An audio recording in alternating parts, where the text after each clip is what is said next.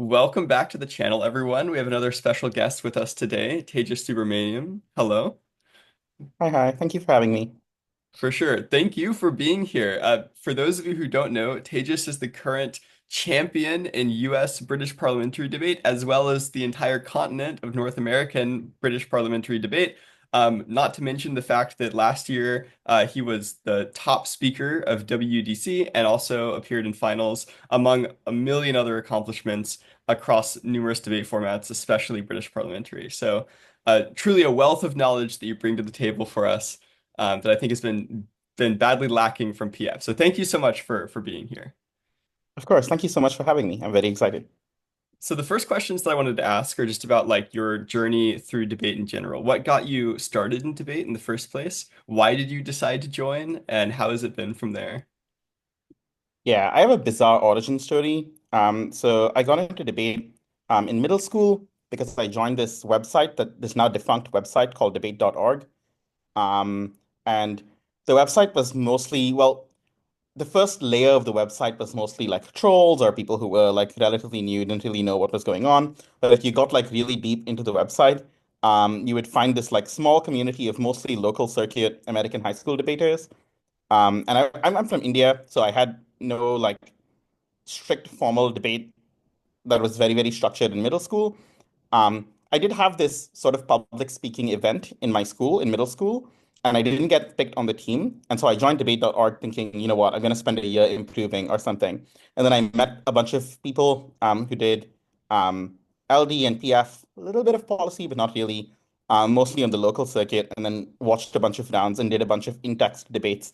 And that's roughly how I got actually into debate. And then in high school, in India, most um, like competitive high schools do world schools, and so I got into world schools, and yeah, that's roughly a broad trajectory of my debate journey. Yeah.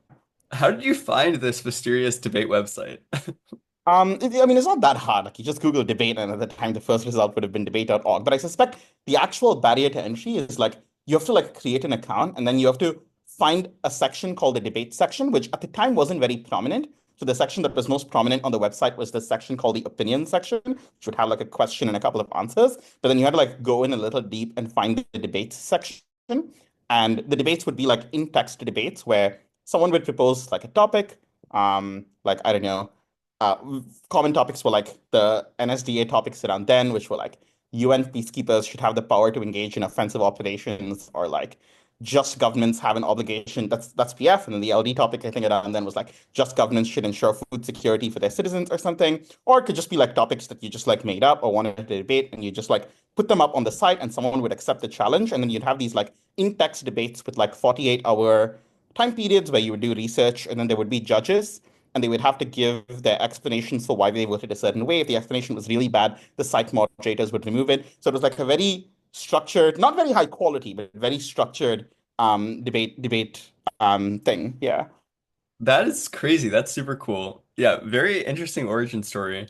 I did not know anything about debate.org, but it seems like a cool website. We should bring something like that back. In-text debates have, I feel like, largely Yeah. disappeared. Yeah. So that's the first time I ever learned how to read a paper. Like, I mean, I think the first paper I ever read was this Carden Kruger paper about the minimum wage, which I read because of a debate on that website. So it was, yeah. That's awesome. So then you got into world schools debate, and I guess the path from worlds to BP is relatively Yeah. straightforward. Um, that's pretty cool. So the next questions that I have are, I guess this trajectory of learning from like these in-text debates that were largely PF and LD to world schools, that change seems pretty dramatic to me. I mean, I don't know if probably PF and LD back then was a little bit different. But certainly I feel like there's a massive change in the way that people view how debate works between those events. Um, Yeah. could you speak a little bit to that? Like, what do you think is the difference, the biggest differences between how world schools judges view debate? I guess I'm mostly talking about judging, and how like PF and LD people view debate. So when I started out, the difference that I personally found the most stark was that we couldn't really research. See, in world schools, half your rounds are prepared and half your rounds are not. But even the prepared ones, you're not really citing evidence in the sense of like, you're not reading or cutting cards or any of that. We didn't really cut cards on debate.org, to be honest. Like a lot of the time, you would just paraphrase evidence. So it was not like as much of a jump as if you literally did PF or something. But yeah, so I used to be very frustrated by that in like ninth or 10th grade, where I used to be like, I mean, I don't know, how are you truth seeking without evidence or anything? Um, I would say, in retrospect, the biggest difference, although I was probably too young to capture like the subtleties of this specific difference, but in retrospect, the biggest difference is probably the extent that it is like strategic to explain arguments in some depth, where in worlds or especially in BP, if you don't pass some kind of minimum threshold for explaining an argument, the judge is just going to intervene against it.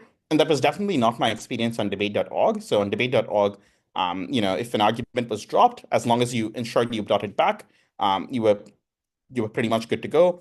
Whereas that's certainly not how it was in world schools. I didn't feel that difference extremely viscerally because I was like a ninth grader. Like, I don't know, I don't think I was explaining my arguments in world schools either. But I guess in retrospect, that's probably the biggest difference. I also was lucky enough to make the Indian national team, so I was sort of coached to learn how to explain an argument. So I don't think that's a transition I felt, but like objectively, that might be even a bigger difference than the use of evidence. But back then, that's the one which I felt most viscerally. Yeah, It is an interesting difference. It's something that I've noticed as well because I've done like a little bit of these other formats, and a lot of PF and a lot of APTA as well, both of which are events where there's not exactly a premium on high quality explanations, especially in the first speeches. But I'm wondering, like, why do you think this is? I guess that the diagnosis is like in PF and LD, and I guess policy to some extent. Um, there's maybe a philosophy of non-intervention from the judges, that is more absent in world schools. I guess it's really sort of like a spectrum rather than a binary, right? Like everyone requires that you explain arguments to some extent. There is no such thing as an yeah, argument that has not been explained. But the extent to which you explain it as a minimum floor uh, seems yeah. to differ quite a lot. And so I'm wondering, like, why do you think this is that it differs so much between debate events? So there's like obviously you can think through the historical explanations. Maybe the historical explanation is something like, um, uh, it like world schools maybe historically used to be judged by more like teachers and educators and people like that who sort of were more willing to gut check arguments or something. I don't really know what the historical explanation is. Um, my guess is so it's just much harder, I think, to implement a format of like intervention where intervention is acceptable, where you're able to draw a clear line that makes that intervention fair, right? Like just intuitively, if you're thinking about constructing a format where the rules say judges can intervene, right? Obviously, there's always going to be some amount of judge intervention, but the more judge intervention there is, unless you're very careful and precise about setting up what your system or your like what the thing the debaters are optimizing for is, you're going to run into risks of it varying a lot more within across judges. One of the things you find if you do a really large amount of BP is that the system is a little more objective than it seems like prima facie. Um, but it's sort of hard to come up with an objective system. So I guess I mean I can just take you through like a train of thought. Like, so if you're trying to construct a system, you're like, well, I really hate the lack of explanation in arguments. And obviously, there's a problem where if you don't have judge intervention, especially because debate is basically a constraint optimization game where you're just trying to use your time as well as possible, responding to an argument is harder in terms of time than making an argument, partially because you have to tag the argument a little bit. So it just takes more time, in which case, at some point, at the limit, the optimal strategy is going to be to explain arguments much less well and to make more arguments. Plus, also the returns of an unexplained argument might be higher. Like if you have to substantiate your argument at depth, then the expected impact of the argument probably falls because there's some inverse correlation between plausibility and impact. So you're going to find like, I don't know, like if you teach an AI model how to debate in a non-interventionist way, the specification gaming it's going to do is it's going to like run a bunch of extremely underexplained arguments or something like that. And so you might say, okay, let's try to construct a system which punishes this in some way. Let's, I don't know, try to teach this model to debate better. So what what systems might, well, one thing you might say is, well, you have to prove all the necessary conditions for the claim to truth of the argument. But this is a completely insane system, right? Like a necessary condition for the claim to truth of an argument might be that reality exists, that epistemic nihilism is false, that every possible objection you can think up to the argument is false, etc. So that's crazy. The second thing you might do, and this is the starting point for what BP does, is you might try to say, okay, it should be a necessary condition, but we need some filter on the necessary conditions. You might say, well, maybe it's a necessary condition that would be believable to some theoretical construct of a judge. And what BP does is it creates this theoretical construct called the informed global citizen, which is basically like a pretty well-read, neutral person with some priors, which are like outlined in the BP rules. But then you might say, well, that's not enough either, because it does rule out the like epistemic skepticism problem, maybe. But it certainly doesn't rule out every possible objection to the argument problem, right? Because if something is believable as a rebuttal to an argument by opposition, if anything is believable as rebuttal, then it's both one, a necessary condition for the truth of the argument, and two, believable by the judge. Because if the judge would vote on it as a rebuttal, then they should be able to intervene on it in isolation. And then you need to set up some third criterion, and this is probably the hardest part, where you're like, well, it has to be in some sense maybe like basic to the structure of the argument, or the argument has to be incomplete or self-defeating without it. And that's when you get into something thorny and maybe subjective. And a lot of people are like, well, that's unfair. And then you balance the like potential subjectivity of this third criterion against the like specification gaming problem, I guess. This makes 100% sense. I'm very happy that you've actually taken the time to sit down and explain this to me because this is actually a question I've always had. But I think this is also great because it's a good basis of conversation.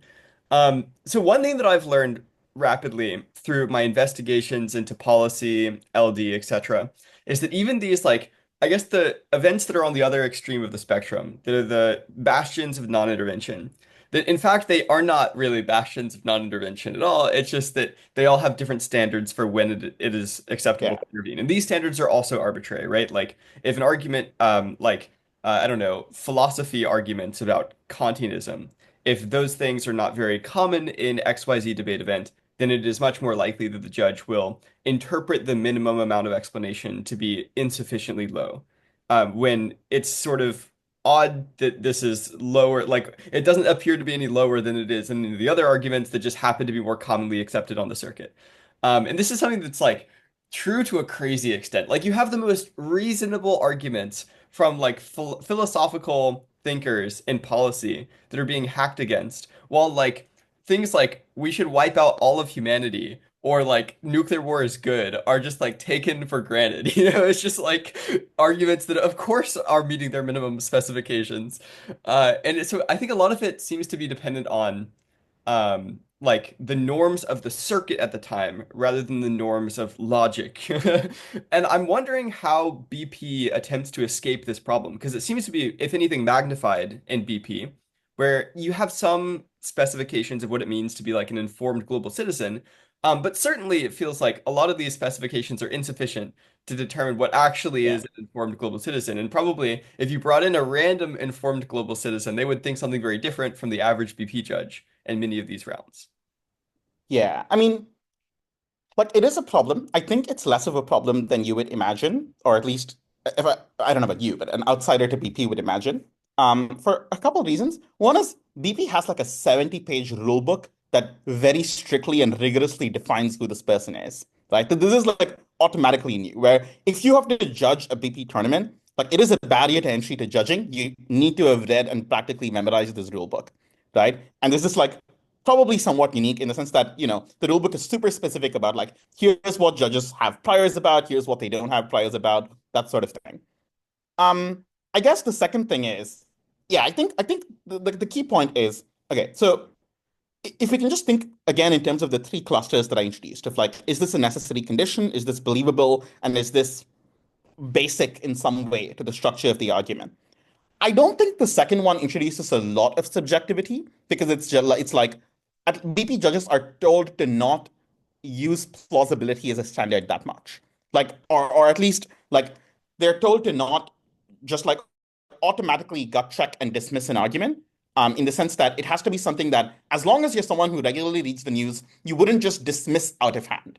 is roughly speaking the claim.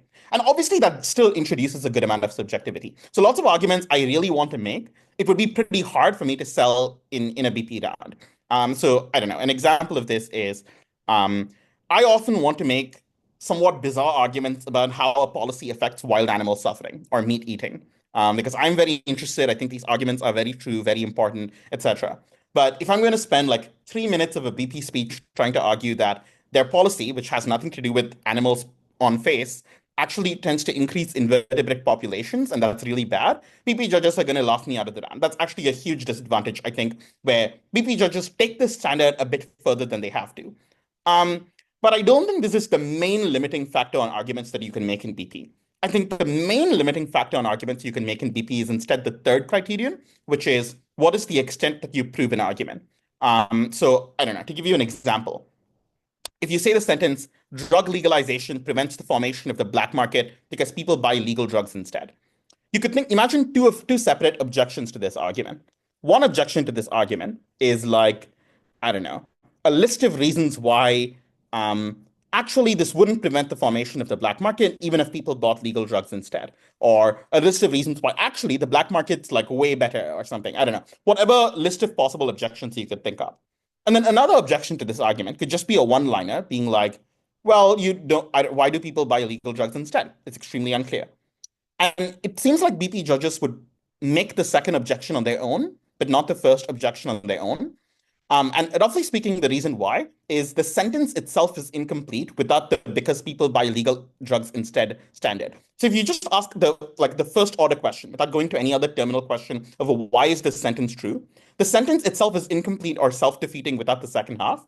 And so in some sense, BP judges have this partially arbitrary sense of what like something basic to the argument is. And then they look for an explanation for whether you've proved that thing basic to the argument. And this other criterion rules out a bunch of arguments on its own, right? So if you want to claim, for example, that, I don't know, like something utterly like bizarre or extremely unlikely to happen or implausible on face, the way a BP judge would end up dismissing this argument is not, oh my God, this is extremely implausible on face, but instead, here's the standard of proof. And this standard of proof probably can't be met for an argument that's extremely implausible on face. That's at least the ideal theory of how it would work. And then in practice, obviously, there's a huge amount of subjectivity and stuff like that, which I think, means you have to do some amount of judge adaptation. You have to be around in the circuit and get some experience to figure out what the norms, roughly speaking, are. On the question of like regional variation in norms, I think there's some. I don't think it's huge.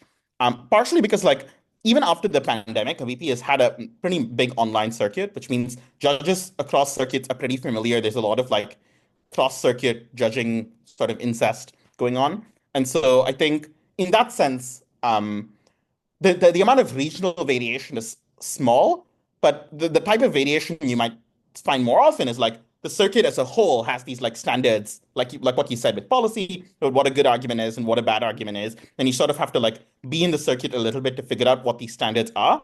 But I think the existence of this sort of limiting factor, which is judges, at least by the rules, aren't meant to just say, gut checking this, I don't like this argument that much, so I can't vote for it, means the way intervention happens is a bit more systematic or precise or well defined, that it probably doesn't make it a much bigger problem than it does in some like more blank slate format. Yeah, that makes sense. I guess I feel like the standardization of intervention is like both necessary for the format to be something that is predictable, right? Which is the goal that you should always have. You should always be able to say like, oh, I understand how I could have won this round differently or whatever. But it also seems like a source of frustration for some debaters. Like this was my big beef with BP when I first started, is it felt like unless I did like a critical, like unless I had a critical mass of tournaments under my belt, I wouldn't understand the norms of judging sufficiently such that I could like match the standardized practice of intervention with my arguments. And so even if I was like the best debater in the world, which I was not, but even if you put in like exogenously this best debater in the world hypothetical, they would likely underperform in most of their BP tournaments up until a certain point. And after that point, once they've understood the standardization, they have an intuitive feel for which arguments pass this plausibility check, then they would be able to go and do this. And I don't think that reading the manual is necessarily sufficient to get there. Like there's also a degree of you have to understand descriptively how the norms have kind of like how they have mixed around in the few years since the manual was updated and things that weren't necessarily specified in the manual because it can't be all encompassing. So I have this theory that I don't know how well supported it is empirically because my sample size is relatively small. But I have this theory that if you take two students from like an institution that does a lot of BP, like I don't know, my team is Stanford. If you take like two novice debaters from Stanford, neither of whom has done BP before, and you assume by hypothesis that they're both extremely intelligent and extremely knowledgeable about the world. One of them did a bunch of debate in Circuit LD or Circuit PF or something like that. One of them did no debate whatsoever, right? My hypothesis is that, assuming they're both very intelligent and they're both somewhat comfortable with public speaking, the second person would be able to figure out the norm pretty quickly. Because I think the way BP norms end up being structured is they're not extremely BP specific in the sense that um, if you have like a 1 week of being explained this stuff in like some depth, being explained like these three criteria, what it means for something to be basic to the structure of an argument or something like that. Or if you just like think through the rules of BP a little bit and like give one or two practice speeches, if you have nothing to unlearn, I think the standard is aiming to, and I think at least partially succeeds at approximating the standard that, I don't know, some political scientist or economist who's like told, you have to judge a debate. Arguments have to be explained, otherwise you can't credit them. And you're neutral. You're not biased toward the arguments or against the arguments, but you're very knowledgeable. So if someone lies, call them out on it. Like if you just tell like I don't know, Adam Tooze that and make him judge a BP down, I think he wouldn't be that far off from the typical result of a BP round. And so, in that sense, I think even if the standards are subjective, I think they're capturing like something which is almost like in the zeitgeist of what people understand debating to be, or something like that. That's at least my theory. In that, yeah, I think you might be overstating a little bit how much you have to like embed yourself in the BP circuit to pick up exactly what the standard is. But yeah, I would imagine it's yeah, I would imagine you do have to embed yourself somewhat. Yeah. Yeah, I mean, it makes sense. I feel like you're right. Probably a lot of it is disembedding myself in the former circuits that I was a part of rather than necessarily embedding myself in BP per se. Um, but yeah, I think that there's a degree of like creativity and argumentation that I value, um, some of which is absent in BP, some of which is Yeah. encouraged more in BP, I would say. Um, but yeah, I think that I don't know. I think that there are lots of positive things about the BP standards that I wish we had in other formats that are a little bit like less interventionist or whatever. Because especially nowadays, you see some debates that just really don't seem like they're really fulfilling the educational value benefits that they're purporting to. But at the same time, I do see that there's like a good amount of freedom that you get in activities like Yeah. APTA, for example, that are more constrained in BP for better or for worse. Yeah. I Um, wanted to talk about, yeah, sorry, go ahead. yeah, sorry. I was just gonna say, I feel like BP is less creative than the standard forces it to be. Mhm. Um, just in the sense that I think maybe due to selection effects, or maybe due to some cultural thing, or maybe because people, especially in a format where you get the topic 15 minutes in advance, like people want some kind of systematized attempt to like prep out topics or something like that. Like I think there are a bunch of other features of the BP format that are entirely independent of the standard of proof that make BP less creative than it has to be, which is kind of annoying to me. Like I actually think there's a good amount of room for creativity if you take the standard literally, but then there are a bunch of other structures of BP, like the fact that you might get any topic in the world 15 minutes in advance. And so if you want judge standardization or judges to understand these arguments, you sort of automatically approach toward a narrower set of arguments because you know judges already are familiar with them or something like that. Like I think there are a bunch of features of BP that aren't the proof standard that lower its creativity, but it's easy to attribute that lower creativity to the proof standard when it's actually just like there are like people have just like are just less creative or something. I don't know. Yeah, that's fair. Do you mostly mean in the context of BP debaters or BP judges? Like, is it that BP debaters are less creative than judges would allow them to be, or is it that BP judges are less creative than the manual would allow them to be? Probably both. But I was speaking a little more in terms of debaters. Like I think both the selection effect and the wanting norms to exist is probably more true of debaters, but I certainly think it's true of judges as well. Yeah. Yeah, that makes sense.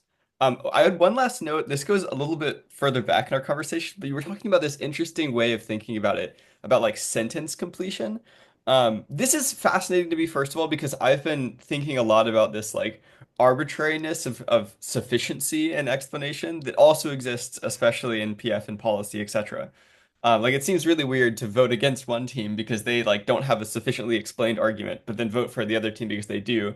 Especially when you don't have this standardized like manual that explains to you what sufficiency even means. But I guess this sentence completion standard seems really interesting. I wanted to pick this apart a little bit. So one example of it maybe in the context of the nuclear energy topic, which we'll get into later, is like the most common pro argument probably will be like nuclear energy is good for the environment because it is clean. It like does not release a lot of emissions. And if I gave you an argument that was like nuclear energy will decrease like fossil fuel emissions because it does not produce any emissions of its own, you would say that's incomplete, right? Uh, yeah, I mean, yeah, probably. Yeah, Like you would require at least one more part of that sentence to say that it does not produce any emissions of its own and it offsets or like it displaces yeah, emissions yeah, from fossil fuels that are greater than its own or something like that. Yeah, that yeah, makes sense. That makes sense. And then you would have to like I guess prove those individual claims within that sentence true. And then you get into a whole can of worms where like what is sufficient proof for a given claim and what is not. Because yeah, I guess like the sentence sufficiency standard works for like the central claim of an argument. But I feel like it breaks down the same way that a lot of other standards do when you examine the mechanisms within the argument that go about proving that claim, because each of those is also a central claim and like just a different argument, right? It's yeah. like So I think the way I would think about it is something like this. So I think in the context of BP, I think there are two specific things that you have to think about. So one of them is like, at what point does the judge just say, okay, I'm literally not even flowing this argument, or I'm literally like not writing this argument down? And I think the point where a judge would say that or not credit the argument at all is actually maybe even earlier than that. Like, I actually think if you make just made the argument, nuclear energy um has much fewer fossil fuel emissions, therefore nuclear energy good. If you make this argument in BP, I do not think a judge is just going to automatically not credit this argument. I think what's going to happen instead is the argument is assigned a probability somewhat arbitrarily, right? And you get the expected value of this argument, right? And if opposition has an argument that is much more well substantiated, they have a higher expected value because they've substantiated the argument better. But in this situation, um, the question which we need to ask is not at what point will a judge stop crediting the argument, but rather at what point does an extension that adds a layer to the argument sufficient to beat you with it? So let me offer some context, I guess. So in BP, you have this concept of a closing half, right? So if you have like an opening, so if you have an affirmative team that's like at the start and it makes all the standard affirmative arguments, BP is a game with four teams. So you have a third team that comes up after the first negative team called the second proposition team. And the second proposition team's job is to make new arguments that the first proposition team didn't, right? And so if the and so the second question you have to ask, so the first question you have to ask is, at what point does the judge literally not credit the argument? And that's a very, very low bar, right? Like you literally need to have said something like way less substantiated than nuclear energy has fewer emissions than fossil fuels for a judge to literally not credit it. What the judge is doing is just assigning a probability, and it's probably not a very big probability if you haven't substantiated the argument very much. Um, but the sentence completion standard, I think, becomes most useful when thinking about what closing can add to you, right? And the question here, once more, is if it's something that is one, a necessary condition, two, contestable by this theoretical construct of an ordinary informed voter, and three, something that both one completes the sentence and two adds to the probability of the argument more than your initial construction of the argument added to the probability of the argument, right? Then closing is going to beat you by completing your sentence. And closing is allowed to beat you by completing your sentence. And so that's like one of the strongest internal incentives to substantiate your arguments a lot, which is whatever probability you substantiate an argument enough to get, closing is allowed to substantiate your argument further with new mechanisms or new bits of logic or something like that to raise the probability of your argument even more, right? And That's the point where I think the sentence completion standard really kicks in. But I think there's like an even more basic standard, like a much more standard where if you just say the sentence nuclear energy has, well, okay, that's a bad example because nuclear energy factually has less fossil fuel emissions than CO2. So it's probably just enough to say that. But I don't know. If you came up with an argument like nuclear energy, I don't know, is cheaper than coal. I don't know. If you just said that sentence, nuclear energy is cheaper than coal. Very contestable, right? Like entirely depends on where you are, entirely depends on what the regulatory standard is. Like obviously, if you don't have US regulatory standards, maybe you get 3 cents per kilowatt hour or something. So in a sentence that is not a clear factual truth, but extremely unclear, you have no justification whatsoever. You just say that sentence, then a judge probably isn't going to credit it at all. And that's like a much lower standard than even the sentence completion standard. It's literally just you said something, you didn't say why. But if you just said something a little more to explain why, then a judge credits it, but maybe doesn't assign it a very big probability. And then you have some other standard kick in for when a closing team's contribution adds enough to the probability of your argument that the change in expected value after the closing team came in is high enough that it overwhelms you or something. That makes sense. So I guess in PF, we have only the first standard, the most basic one. It's just like, is this just an assertion or do you have what we call a warrant? Like some basic explanation for why this assertion should be true. But we don't have the rest of this about like assigning of probabilities or obviously we don't have a closing team in PF. It's like a two team game, and so there's less of an incentive to like fully mech out your argument, as it were. This is really interesting. I feel like this is useful. I'm getting like a master class on how to actually technically understand BP, which is helpful because Yeah. I think I will do at least one more BP tournament. So And I don't think this is intrinsic to the existence of a closing team, right? That's just an example. So if your argument is established with a very low prior probability, right? Or well, not the prior probability, a very low posterior probability after your explanation, and the opposition's argument has a much higher probability after explanation, right? Like if opposition has a much more substantiated explanation, they're just going to beat you. Like their expected value is just higher. Um, and so I guess what BP judges are doing is they're just assigning lower prior probabilities to arguments, maybe in some sense, where like they're assigning the prior probability that an informed global citizen would assign to this argument after hearing it or something. okay, this is really interesting. I feel like this is a perfect transition to my next question, which is like I feel like we have fully explored the boundaries of BP judging, as in what doesn't fall within something that the BP judge will take seriously. Now I want to understand like the rest of it. How is the winner determined? And I guess honestly, I'm asking a little bit about BP, but mostly I'm asking about the two-player games like World Schools that are sort of similar to BP in their judging standards, but more similar to PF in their like actual structural Yeah. standard. Because I feel like that certainly changes the judging dramatically. So how do you select a winner after you've decided what arguments are sufficiently mechanized? Yeah. So you first, I think, filter through like a base bare minimum standard of sufficiency, right? And you just filter out the arguments that don't meet the standard, whatever the standard is, which we've discussed a bunch of possible boundaries. And then in my head, um, the criterion to evaluate the round. So there are two possibilities. One is the criterion is set by the debaters, and the other is the debaters say nothing about the criterion to evaluate the round. So in a world where the criterion is set by the debaters, this could be roughly speaking anything, right? So debaters could be like, we want ethical pluralism, we think justice matters, we think suffering matters too, or we want utilitarianism, or something like that. And we are risk neutral utilitarians, or something. Well, if you're a risk neutral utilitarian, then you're just weighing the expected utility of the two sides against each other, and that's like it's a kind of difficult and annoying exercise, but it's at least somewhat straightforward in how you understand it. Um, More commonly, teams don't really do a good job setting a clear standard for the round, right? Um, and so in that context, there's no, I don't think there's clear consensus on what to do, but I've made this argument before, which is roughly speaking, I think judges should adopt. So first, I think judges should approximately judge on something like expected value, except the value is not just like the consequences, the literal first order consequences of what happens. It's also taking into account some sort of roughly pluralist framework where we care about justice, we care about rights, we care about suffering, we care about a bunch of different things that most moral people would care about. We don't have a very precise sense of what the weights of these different things are. And then once more, we check both the extent of the arguments being substantiated and how large they are in terms of moving us on one of these values or one of these sort of grounds. Um, yeah, I think that's roughly speaking how it's done. And I guess the cleanest difference in judging between these two is I suspect that BP judges are basically starting from a very, very low probability. And as you substantiate an argument, it's becoming higher and higher and higher probability.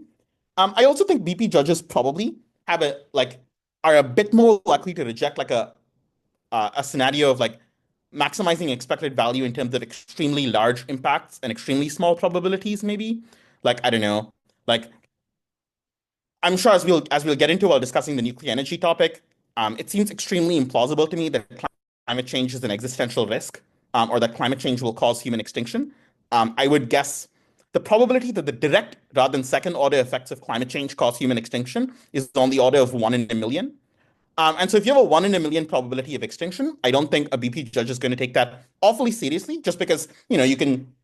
I don't know if people are familiar with Pascal's mugging, but Pascal's mugging is basically this like hypothetical scenario where like someone tells you that they will create like I don't know, trillion, quadrillion copies of you and simulate them and torture them if you don't give them some money right now.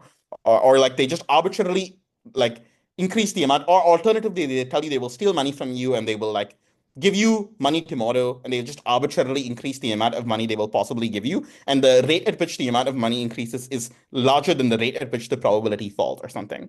So that sort of scenario, I would say VP judges are probably like, or at least VP judges, the ideal VP judge is probably a bit more skeptical of. There's, of course, the separate in practice question, which is in practice, I suspect BP judges are actually weighting probability higher than they are value while doing an expected value calculation. I don't think they're meant to do that, but yeah.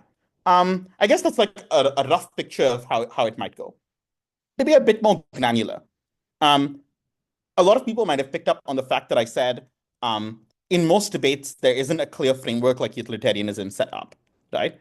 And you might ask, well, isn't it in your incentive to set up a clear framework like utilitarianism? In my experience on debate.org, trying to watch like local circuit, mostly LDS, local circuit LDS, but also some local circuit debaters in other circuits trying to set up like clear, well-defined model theories or model frameworks to adjudicate the debate. Like back in the day, local circuit LD used to have values and value criterions. I think this is extremely intellectually dishonest. I'm sure we can get into that in a second. But basically, I think like most deontologists or Kantians also care about reducing suffering or something. Most utilitarians also care about preserving norms like justice. And also, a lot of people are just ethical pluralists, right? So I think it's just yeah, I think it's just worth keeping in mind that you have to bring in those things and weigh them, even if you pick a specific model framework. Yeah. That's interesting. So, okay, I have a lot of questions on like different levels of what you just said. So let's get into each. I'll like line by line, maybe. So the first thing that I want to ask about is maybe the most pressing question for me is this idea of weighing expected utilities. So, hypothetically, if this is like a world schools round, for instance, there's not a lot of collapsing that happens, but and we can even talk about that. Like maybe that is a limit, maybe it's not. In PF, at least, in the summary and final focus, those also act as a filter. As in, if you don't talk about this argument again, then it's out. We don't even need to consider the probability or the expected value or anything. So comparing the expected values of the expected utilities of whatever remains after all of those filters, the sufficiency filter, the filter of whether or not it appears in the speech again in a sufficient manner, etc. Then I feel like it's such a complicated practice to then go through and assign everything like some arbitrary probability and some arbitrary magnitude. I know that the debaters will attempt to like magnify their arguments or really mitigate the opponent's arguments to some extent. And that seems to add even further variables that are difficult to consider. Like, how do you know if this mitigation reduces the probability by 5% or by 10%? And that might be the thing that matters. Like, how do you know that this is a 20% chance argument versus like a 30% chance argument, when obviously all of those numbers are impossible to actually predict? Yeah. So I think the way you do this is basically by setting up practical rules of thumb that aim to approximate this, right? So I think practical rules of thumb might look like a couple of things. one thing which a practical rule of thumb might look like is you end up regressing into norms of like dismissing more arguments on the basis of not enough substantiation. That's one example of a practical rule of thumb. So in principle, right, if you look at a PF round, I don't know PF, but I'm assuming that whatever's in the final focus, you're trying to, in some sense, weigh the expected value of these things, right? But in practice, I've seen a lot of judge paradigms which are like, no, I'll just vote for the best link into the largest impact, right? The best link into the largest impact is not expected value at all, right? But it's almost an attempt to approximate expected value in a context where doing the expected value calculation is extremely difficult and there are no numerical probabilities, right? So I guess what you end up with is similar but different metrics in BP. So one example is I suspect BP does something closer to the highest impact among a sufficiently probable arguments, right? So like you said, like some probability, sort of to avoid the Pascal's mugging problem, you have like arguments that are sufficiently substantiated, but also more than sufficiently substantiated. Like maybe they lack incomplete sentences within mechanisms or something like that. And then above that threshold, which argument has the highest impact or something. Or you might have something like, after all the rebuttal, like, are there like particularly well substantiated arguments standing? I think the other thing is, I do think it requires some amount of like, I think it's probably less difficult in an actual round than it seems, I suspect. Like, I don't know, in an actual round where you're considering every argument, there's been a lot of engagement, a lot of responses, etc. Like, if you have like an argument which has had a ton of rebuttal to it, and an argument that's relatively untouched, it's relatively straightforward to be like it's plausible that the former argument has less expected value. And once more, I guess you're trying to predict what a group of people would vote on if they're like smart and well-educated or something. Like imagine you had just this audience of smart, well-educated people who are unbiased. You're trying to predict which way it would vote. This sort of prediction is not extremely non-trivial or extremely difficult to make. So I guess I maybe don't agree that it's that complicated, even if you're not assigning numbers or something.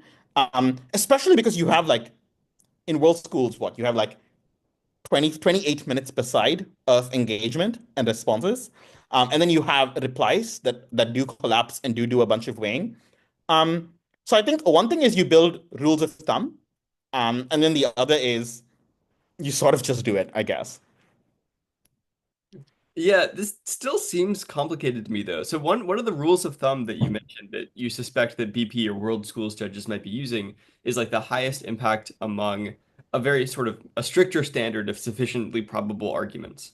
Yeah. But it seems like if you have very, very good debaters on both sides, this is like some of the best World Schools debaters we've ever seen, you would have a lot of instances where you have like three sufficiently probable arguments on either side. And then it's A, somewhat difficult to find what has the highest impact, but also B, like it's also for the same reason that you said the PF standard is sometimes like totally an insufficient method of approximating expected utility. This seems like also a poor method Yeah. of approximating expected utility, especially the more arguments you have. Like maybe one argument is like slightly bigger than the other arguments. But if they all have, if everything else is equal, like it seems still incorrect to make that the one vote just because it's like, I don't know, like it seems like it's so hard to do this in a way that is accurate. I'm not necessarily convinced by um this argument that it's like more practical in reality. It seems less practical in reality to me. I'm not sure that's true. So one example, one observation I will make is that to even get your argument to a probability of truth above like 10 to 20% after explaining it requires a really good amount of substantiation, I feel like. Like, I don't know. Like the idea that drug legalization in general prevents the formation of the black market is one of the most debated issues in the literature about drugs that exists, right? It's just one of the most debated issues. And so if you're taking an issue with like basically close to 50% prior probability, and you're trying to get to like a meaningful chance that this argument is actually true. And at the same time, you're trying to ensure that anything that's basic to the structure of the argument and contestable is proven. But I actually think, given time constraints, that filters down your arguments a good amount, right? So if you're in BP, for example, and you're an opening team that's trying to ensure your closing team can't fill in this argument, the number of arguments you can make is extremely filtered down, right? I guess the 3v3 analog of this is like I guess in the 3v3 context, probably I haven't thought nearly as much about 3v3, to be honest. But I suspect in 3v3, what they're doing is they're setting a standard of proof that is like equivalent to what a BP standard of proof would be or something, or they're trying to approximate BP norms in a context without a closing half. But certainly the existence of a closing half disciplines you so much in BP, right? Like if you're in a good round and you try to make four arguments in BP, you're going to lose 9 out of 10 times, or five, six arguments in BP, you're going to lose 9 out of 10 times because closing teams will exploit you immediately, right? And so that also substantially narrows the number of arguments that are still on the table for you to even consider. Um, well, I don't know. Like maybe there's like other rules of thumb. Like I named one rule of thumb. There's probably a bunch of other rules of thumb that are like somewhat imperfect at approximating expected value, but like roughly speaking, widely agreed upon. Um, yeah, I guess all I have to offer you is like it seems empirically like consistency across calls in BP judging is not extremely radically low. So we have this one tournament called the HWS Round Robin, which has two panels to judge rounds, and there is a good amount of variation. There is a good amount of variation, but the calls of one panel do predict the calls of the other panel, right? Suggesting that there's some consistency going on.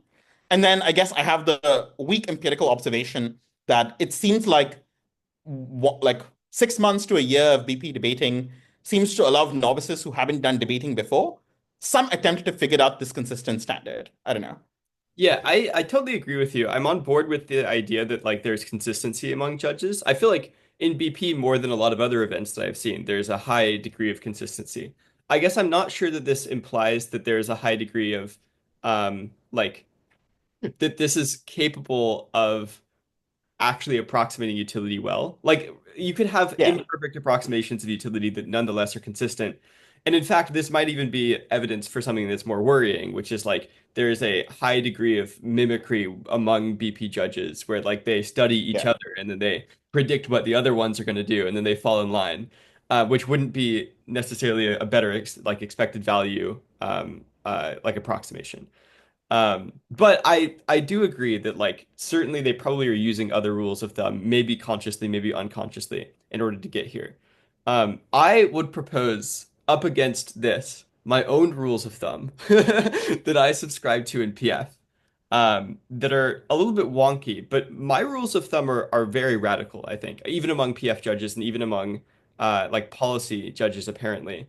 Because I've learned recently that policy judges are very big into expected utility as well, which was surprising to me. But my rules of thumb are very much what you were describing with PF judges, which is just like, I think I will vote for the argument that the teams decide is the biggest argument based on weighing. So, like, the first thing that I'll look at is who has told me which argument is the best argument with some degree of explanation for that claim, right? Uh, Sorry, can you define best argument, like highest yeah. impact? Yeah. This is a good question. I look at it more like a logic puzzle, if that makes sense. Like the statement that I'm looking for you to make is that this argument should be first on my ballot, or highest on my ballot. And that could look like a lot of different things. Typically, because PF for some reason usually assumes utilitarianism, that argument is the one that has the highest expected value if it is true, or the highest magnitude maybe if it's true. But it can look like a lot of different things. I think it's usually like the highest expected utility of any argument that is still in the round. Um, but it could be like this is the argument that precludes all of the other arguments on their side from being true or whatever it might be. And so I look at that first based on what the debaters in the round tell me to look at and who has won that statement to be true, right? Who is ahead on the statement of which argument in the round is should be highest on my ballot. And that's the first debate that I try to evaluate. And then after I evaluate that, it becomes a little bit more simple because then I just look to see these limits of sufficiency, first of all, like have they sufficiently explained this argument to begin with? And also, have they won that this argument is true to some reasonable extent? Um, and mitigation, I think, like responses might factor into this calculation as well. But I think that the difference here is I'm not necessarily looking at arguments as percentages, and Yeah, comparing those percentages. And I will never compare arguments that are not compared by the debaters. So, for example, even if I think there's one argument that is certainly the best argument in the round, and it's in every single speech, but none of the debaters tell me that it's the most important. And instead, they're all debating about whether or not these other two arguments are the most important and which one of those is the most important, then I won't consider that to be the most important at all. And it probably won't be on my ballot. So I have a couple of like questions or Yeah. problems with this view, right? So one problem I have is presumably, right? If you have like 7 minutes of speaking time or 8 minutes of speaking time, it's in your incentive as a debater to not put all eggs in one basket. So your best response to this, like, I don't know, imagine you're like, there's a backward induction problem and you've seen what the judge's standard is. A debater's best response is not to tell you this argument is the most important and then spend 3 minutes on the other argument, right? But there's diminishing marginal returns to spending time on one argument. So if both of these things are true, then it's entirely plausible that a debater's best response is to say both of these arguments are the most important thing in the round and they're equally important. Or all four of these arguments are the. You won't do that in PF because in PF you have a 2 minute final focus. Like you can't do that. But if you apply this standard to BP, right, the best response of a team doing backward induction on their judge is probably not to pick one argument as the most important argument. And so that forces you to do that, do the work anyway. The second, I don't know if you want to go one by one, but I guess the second, yeah, sorry. No, I'll line by line. I just gotta break out some notes. You can continue. The second sort of concern I have is it seems to me like um, the problem with the pick the issue first and then look at the text or the flow on that issue is if you have like a larger impact that's an extremely messy clash and a slightly smaller impact that it's an extremely non-messy clash, right? It seems really wrong to resolve the debate on the first one from like a truth-seeking perspective because it's like at the end of the debate, you concede that this extremely non-messy clash has an extremely high probability of going one way. You concede that this extremely muddled and messy clash has a really, really ambiguous probability of going one way, but it just happens to have a marginally higher terminal impact. And so you just resolve the debate on that one clash. Like I'm sure you can result like get a consistent game outcome or something. But I think in the design of VP, like they're looking for something closer to truth seeking than that, right? Like I don't know, if you talk to a BP judge and tell them about the phrase tech versus truth, they will have an aneurysm, right? Like BP judges are not trying to do that. At which point, I think BP is happy to make like a fairness sacrifice in favor or like an arbitrariness or consistency sacrifice to like not pick a judging standard that feels very much devoid of like trying to approximate something like in the real world, if a smart person looked at this, would they and like saw this debate, would they come to this conclusion or not? So I guess those would be my like two main problems. That makes complete sense. I think that it's possible that some of this at the very end of this debate, whatever, will come down to just differences in paradigm. Like I am not as concerned with truth seeking as a goal of debate in the first place. Yeah. But I'll answer these gripes. So the overview answer to all of this is like my opinion is that it's the role of the debaters in the round to instruct me about what I ought to do. So this is only a default. For example, if the debaters go up and they tell me well, this clash might be the biggest, but it's so muddled that it is likely to result in it not being the biggest anymore. So even though this one is smaller, it's much cleaner, so therefore it becomes the biggest. Then I'll say, yeah, okay, fine. Then that one's the biggest now, you know? But in the absence of them telling me to do that, I don't want to do that on my own. I feel like it's their job to tell me that, to instruct me to do this in this way. And I actually feel like it might be lazier judging on my part to go and evaluate this simpler clash that nonetheless has a much smaller impact. When in fact, the debaters are all telling me that this one is the most important, and they're all fighting out this Yeah. battle on this one. You know, like it seems like uh, within the logical constraints of this debate, Yeah. I ought to take the time to really evaluate who is ahead on this But clash. I mean, in a world schools round, if two teams agree that one clash is the most important, and it's very clear, even implicitly, that they agree that, even a world schools judge ideally should just be evaluating that clash, I think. So I Yeah, don't think that's the right, difference. right. Then we agree on that as well. But So I would argue that's the status quo in world schools, so it might be the status or at quo. least in like high level world schools with good judges. Right, right. In some rounds, it might be. I guess if it is the status quo, then I am confused about the utility, like the stuff about approximating like But the all of that is a default. All of that is a default. Like all of that is changeable by debaters. right, right, I guess I should clarify that like all of that is if the debaters do no weighing, right. right? Okay. Like, yeah. Is it though? I'm skeptical of that though. Like, So how much you substantiate your arguments isn't changeable by debaters, right? Just in the sense that if debaters are like, no, for the purposes of this round, we both agree that this argument doesn't have to be substantiated. Well, if it's a 3v3 round and both teams agree that a premise is true, in most cases, judges are going to credit that premise anyway, right? Um, if they just like lower the standard for substantiation without both conceding that a claim is true or something, it's like, well, the standard for substantiation for something to epistemologically be proof is X. And I disagree with their argument, but I'm gonna apply that standard to my argument. Then a judge is going to apply a higher standard for proof anyway. But I think if the issue instead is this issue is higher impact than this issue, and both teams agree that this issue is higher impact than this issue, I don't think you're going to find a lot of world schools judges who disagree with them. so I guess I would say two things. One, I'm skeptical that that is true. Obviously, like you empirically have more evidence to make this claim than I do, but I'll posit like a case that might be more on the line, which is if both debaters agree that an impact with that is obviously lower is higher, and this is just clearly untrue. I would predict that a lot of world schools judges would actually disagree with them. Or, in some cases, for example, we could take the hardest case where like they all agree that this impact is much higher when in fact it is not, and this clash is much messier. And there's this other argument that is so clean Yeah. and it's the biggest thing in the world. And they're like it's in every single speech. They just don't think that it's the highest for some reason. I would predict that at least some world schools judges would say, obviously, this is the highest expected utility. Yeah, yeah, I could see that. And then secondly, is this is only in the case when everyone agrees, but I'm doing this in the case when people don't agree as well, which is the vast majority of cases. So for example, I would evaluate whether or not, so let's say that one team says this clean clash is the most important, and the other team says this messy clash is the most important. If neither of them bring up the relative cleanness or messiness of the clashes in that comparison, then that's not something that should matter to me. So, for example, I would evaluate on the basis of the reasons that are given for these clashes being most important on my ballot first. And messiness should not factor into that unless the debaters tell me it ought to.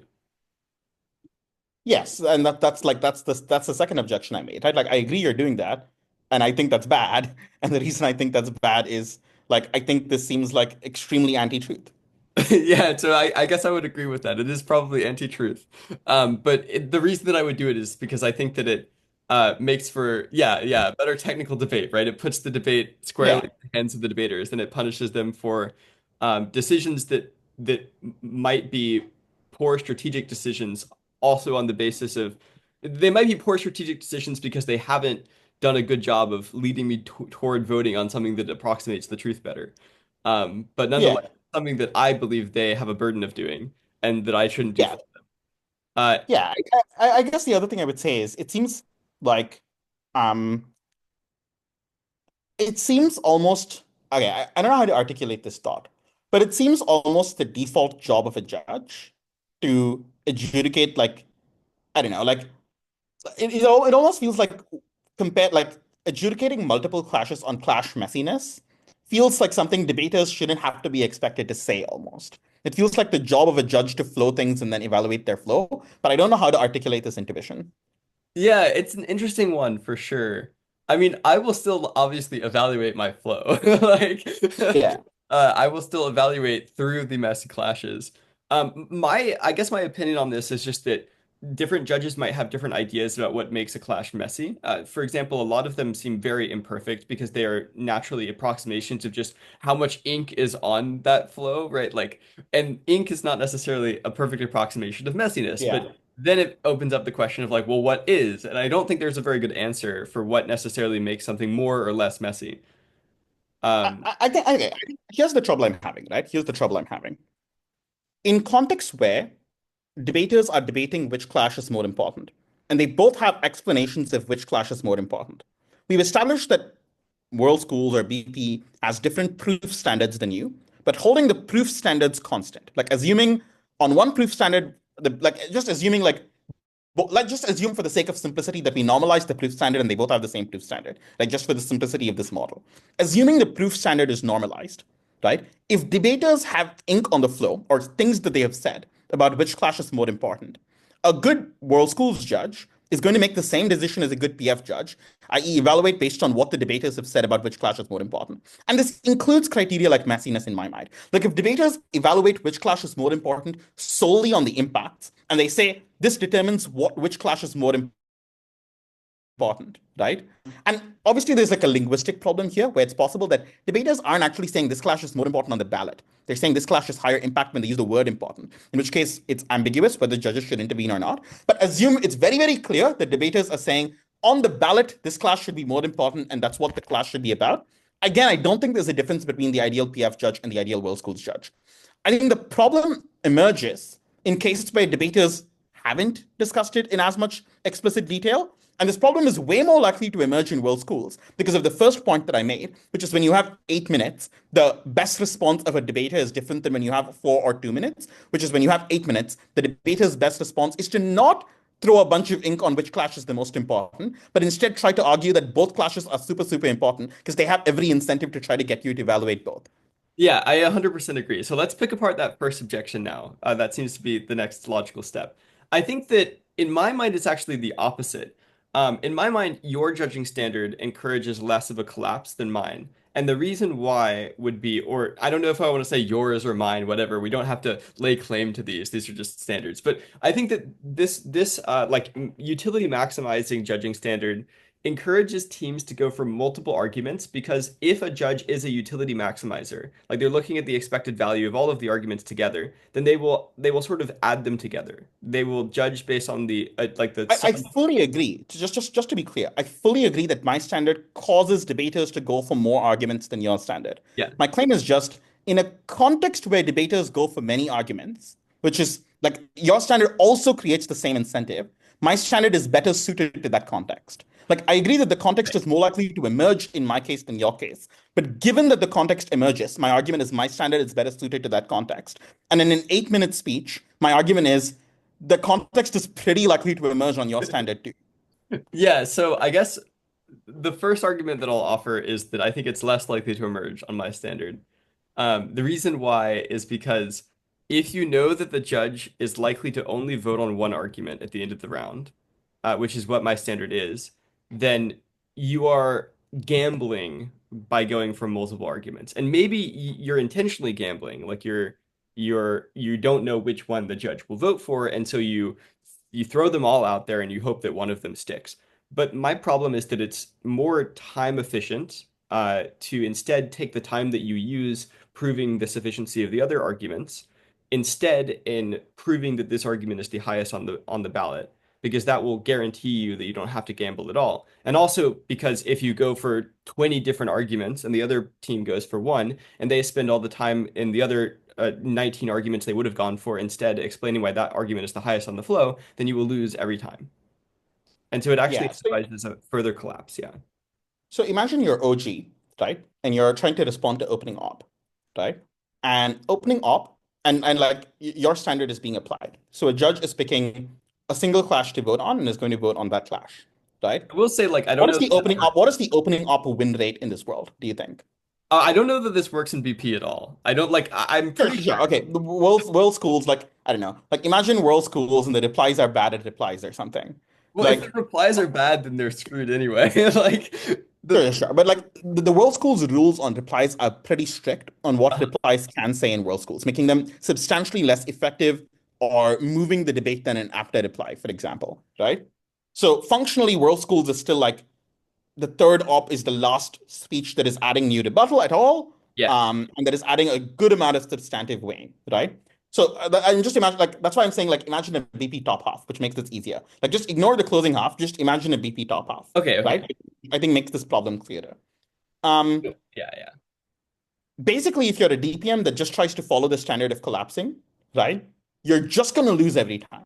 And you're just going to lose every time because if you debate one clash, there are diminishing returns to the number of reasons you can add on that clash. So your seventh reason from the DPM is going to be pretty stupid and easy to respond to or not substantiated, right? And if there are these diminishing returns to adding content on one clash and you have 7 minutes, then the DLO is just going to beat your best reasons. Your other reasons are not going to be substantiated and you're going to lose. Now, the better strategy from a DPM, I posit, under this standard, is to gamble. Because the gambling reduces the number of things that the DLO can do with their time, and it doesn't hit the diminishing returns problem of having 7 minutes, especially with like a proof standard that requires substantiation, right? Because the diminishing returns problem is more acute when you have this proof standard, because it means your fifth argument is probably not going to be well proved because it's kind of stupid, right? And so I genuinely believe that on your standard, the best thing for a DPM to do is to say, we have two clashes. Both these clashes are really high impact. Here's an argument for why they are equal impact, right? And so you have to evaluate both, right? There's no, the answer to the function max xy, where xy is these two arguments, is undefined or indeterminate or something like that, because both of these are equal, right?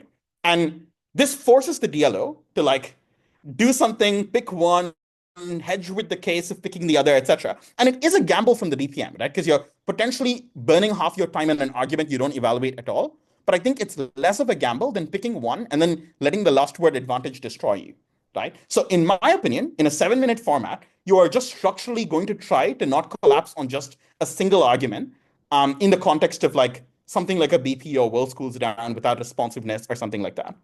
This is really interesting because I think you might be right here. Which then begs the question of why do I still believe mine? And it might be that it comes down to structural limitations. I think that okay, so I think that one reason that this might be rational for a DPM is because the DLO has the ability to give new responses to the positions, right? This is true.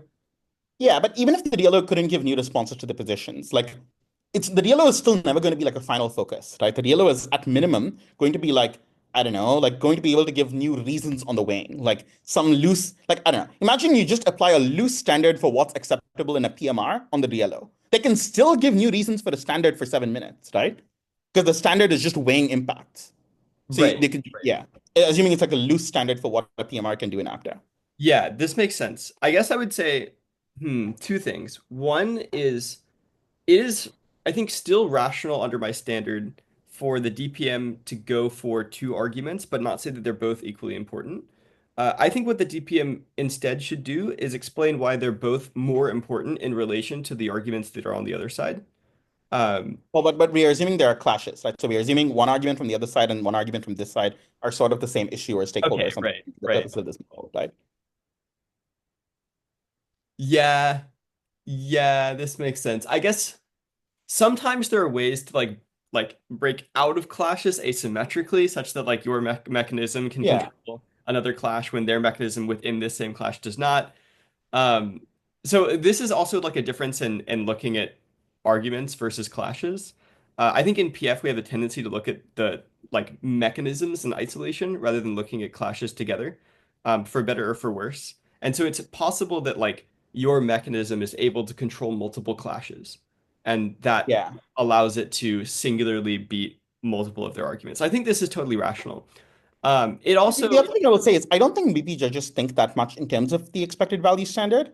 Like that's more like an approximation of what I think they're doing. I think if you look at the world's manual, like it doesn't mention expected value at all. And obviously this, and like to be clear, the expected utility was assuming a framework of utilitarianism is what the debaters agreed on.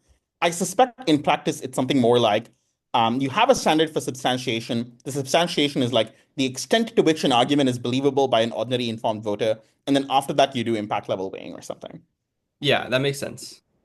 Um, I also think the other truth that I might have to admit is it probably is the case that most of these like technical standards that I'm using do in an ideal world result in the second speaking team winning every time.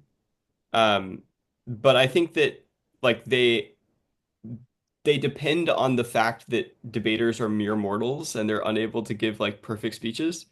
Because I also kind of feel like in in worlds, if all of the debaters are completely equal, perfect speakers, then like whoever wins, whoever has like the better side of the motion that the judges happen to, give greater credence to, probably wins every time. And so I'm not sure that this is necessarily um, like a complaint that is specific to my standards. Yeah. So Worlds, okay, Worlds is confusing because I don't know. I don't think Worlds judges know how to evaluate reply speeches. And the existence of reply speeches complicates Worlds a lot, which is why I keep going back to the BP top half analogy, because I genuinely think it is hard to talk about world schools without having a precise understanding of the role of reply speeches. And the problem is judges have wildly different and arbitrary and subjective standards for when to credit a reply speech and when to not. Like that's why I always keep like going back to BP. The thing is, at the limit, I have no question that the last word advantage is like at the limit, OO beats OG every time, right? Like I think it's the same problem as your standard. Like whatever reasonable standard you set up, you are relying on the OO making mistakes, right? Like at the limit, an OO beat an OG every time, just because it has 7 minutes of the last word. But the thing I suspect is the substantiation standard. Like imagine you constructed PF where like second rebuttal was the final speech, right? Like the neg win rate is going to be pretty high. Okay, obviously there's like a yeah, like if second rebuttal is the final speech, but there's no further restrictions, second rebuttal can have all the turns they want to the first affirmative speech or something like that. The neg win rate is going to be absurdly high. That's not replicated in BP because the sort of like the substantiation, etc., increases the scope for error in opening opposition, I guess. That makes sense. I think that my conclusion with this is that it's probably that these different standards for judging are probably necessitated by the structures of our events. Um, that like if you applied my standard to your event, it would break the event to some extent. Yeah. But similarly, I think it fits more within the confines of like these very strict and error-prone summary and final focus speeches that you have in PF that Yeah. like allow for this standard to be instituted very easily with while avoiding a lot of more arbitrariness and intervention that might otherwise happen in PF. Yeah. So, and here we're mostly talking about the how we are determining the winner, holding the proof standard constant, right? Because I think the proof standard, yeah, it's also probably format specific, but there's also a bunch of like ideological questions in there about like how much you care about truth seeking and stuff. But yeah. Yeah, 100%. This was a wonderful talk about judging. I think we should move on to another topic while I still have time to speak with you. So let's talk about um, utilitarianism and animal rights. Because I know that, I mean, you've already mentioned in this call that you find some of those arguments very fascinating. And I know that you believe some of these arguments outside of the context of debate as well. So I wanted to talk about, maybe I'll give you a bit of a soapbox for like, what is your rationale for how did you come about believing in these arguments to begin with, and what is the rationale for them? Like the animal ones. Yeah, I suppose the animal ones. I assume that they fit within sort of a broader uh, utilitarian framework as well. So we can talk about those separately. I think I would believe the animal arguments regardless of my normative ethical views, roughly speaking. So one of my big influences in terms of like metaethics and moral philosophy is this University of Colorado professor named Mike Humer. He's not a utilitarian by any means. He calls himself a weak deontologist or a threshold deontologist, which is just like the subcategory of deontologists that thinks that rights are not side constraints on action. So it's not like killing one person to save five is wrong, but killing one person to save a million might be fine. Or there's some threshold after which like the deontological rule is less strong. So that's his view. And he's very much a deontologist. He's very much not a utilitarian. But he's like a vegan and one of the strongest proponents of ethical veganism out there or something. Or, you look at Korsgaard, right? Like Korsgaard is the modern Kantian philosopher, right? And she's also a vegan and one of the biggest animal advocates out there. So I don't think my views on animals are extremely drawn from utilitarianism. I just think so. Roughly speaking, I guess two major views that I have. One is of most of the things that humans have done or are doing. Factory farming is roughly speaking the worst. One of the worst things that humanity has ever done, if not the worst thing humanity has ever done. And then the second is of all the things in the world, the suffering of wild animals is potentially the baddest thing that exists in the world. And that gives them both like an extremely large scale in how I evaluate basically everything. Like basically any policy change, its second order effects on animals could well swamp the first order effects on people. And so I think debaters should make more of these arguments as well. So that's roughly speaking my views. In terms of how I form these views, um, so basically, I think my story is fairly standard in that Peter Singer's Animal Liberation was one of the first books I read in middle school. I found this really compelling. Generally speaking, I find the argument for marginal cases pretty compelling. Like, whatever, how much ever you want to downweight animals, that's reasonable. But it seems like many animals have conscious experiences and levels of intelligence that are comparable to many people, like infants. And to the extent that we extend the latter moral consideration, it seems like we should extend the former moral consideration as well. And then by almost any reasonable metric, the extent that animals which are conscious are going through is like astronomically bad. It's like if you just look at the numbers are just massive. There's, I don't know, like 10 to the 9, more like well over 10 to the 9 terrestrial animals living on factory farms at any moment. The upper bound estimates for the number of farmed shrimp, I think, are in the trillions. And so if you just look at the sheer scale of this problem, you don't have to be a utilitarian. You just have to think suffering matters to think that this is a massive, massive problem. And so, yeah, I'm extremely interested in ways of solving this problem, particularly ways of solving this problem that aren't just trying to make people vegan, but rather thinking about this problem in somewhat more rigorous ways, like whether that's social movements or changes to food technology, something like that. And then in the context of wild animals, I feel like the approach that people have towards wild animals is generally pretty targeted at biodiversity or conserving endangered species. I think this is valuable, but it doesn't have much to do with animal welfare. Like, I don't know, like if you're conserving an endangered species, maybe you're conserving a predator that's actually bad for animal welfare. Maybe it's good. Maybe they help preserve the ecosystem in some way that helps animals, but it's extremely unclear. And if you look at animals' lives in nature are often filled with suffering, painful deaths, etc. So we can't just conclude immediately that we should just assume that biodiversity and the things which make the ecosystem flourish lead to good outcomes. And so thinking about it from a more animal welfare focused perspective, which usually doesn't lead to radical changes, like it's not saying you should stop conservation, like that would probably be net bad for animal welfare, but more like moderate changes or, I don't know, thinking about wild animal suffering in a very, very serious way is also something that I strongly endorse. Yeah. This is okay. I guess the thing that I'll say first is I think I largely agree with all of these takes. You're to some extent preaching to the choir, but I do want to test them a little bit with some of the responses that I've heard in the wild. Yeah. One of the ones that has puzzled me a little bit is it seems like there is good reason to believe that a lot of animals or a lot of humans, maybe just inherently by their very existence, lead to a decline in welfare for other like such entities.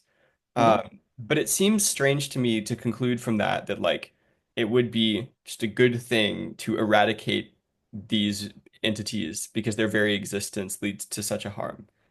Um, so how do you respond to this kind of objection to the framework? Because it seems like it is maybe a repugnant conclusion or something such. Yeah. Sorry, is the claim about eradicating entities due to causing others to suffer or themselves to live lives of suffering? The former. Either actually, I wasn't thinking about themselves, but that's another one that I'm a little bit puzzled by. But mostly I'm thinking about this in the context of others.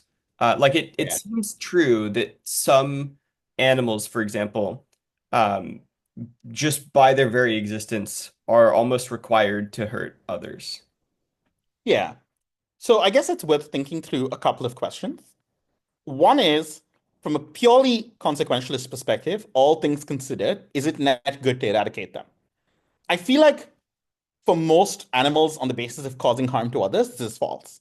Although there's just very little research to suggest this, right? Like, there's just a standard argument that if you eradicate tigers, are you going to make deer on the whole better off? Extremely unclear, right? I suspect not. I'm not confident in this, but I suspect not, right? So just as a, but like let's assume by hypothesis that there's a true. Let's assume by hypothesis that the eradication of tigers is good for deer, right? Like just let's just take that aside. The second question is like what your moral framework is. So you might have an intuition. So here are a couple of like intuitions that might make this feel like a repugnant conclusion, right?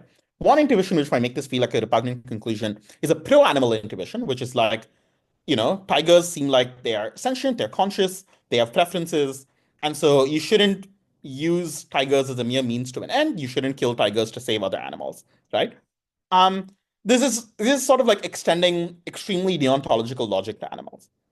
Now, regardless of whether you're a deontologist, I think the question of whether animals have rights is extremely uncertain. Like even assuming people have rights, it depends on what the criteria for a right is, right? So one thing you might consider a criterion for a right is having a clear sense of personal identity. And the reason you might think this is necessary for you, so to be clear, having a right is different than having moral consideration. Having moral consideration is your suffering matters when weighed against other people's suffering. Having a right is it is wrong to hurt you even if it helps more people than just you, right? That's what having a right. Like a right is a deontological principle against harm. Moral consideration is just we should care about you abstractly. So a deontologist can believe that a moral patient has moral consideration but not rights. There's an entirely internally consistent view a deontologist could have. And if a deontologist were to believe you have moral consideration but not so deer have moral consideration but not rights, given the hypothesis that tigers are bad for deer, then painless eradication of tigers would be justified. But let's assume, let's consider, do tigers have rights? Extremely unclear. One justification you might have for why rights exist, or you shouldn't, I don't pull the lever in the trolley problem, or you shouldn't harvest someone's organs, is you might say, well, each individual is separate, right? So this is what Rawls calls the separateness of persons, or the distinction between persons. And because each individual is a separate entity with their own values and own will and own desires, it is wrong to treat them as a singular aggregate, right? If you accept this objection, then you probably think a prerequisite to rights is something like having a clear sense of personal identity, or a clear sense of I am me and someone else is someone else.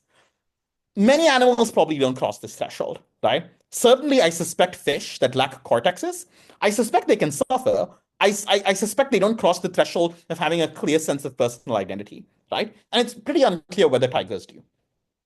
Another justification you might have for rights is something like, I don't know, like maybe you don't need a sense of personal identity, but what you need is autonomy in some sense. So the traditional Kantian principle is the humanity formula. You should not use people as a mere means to an end.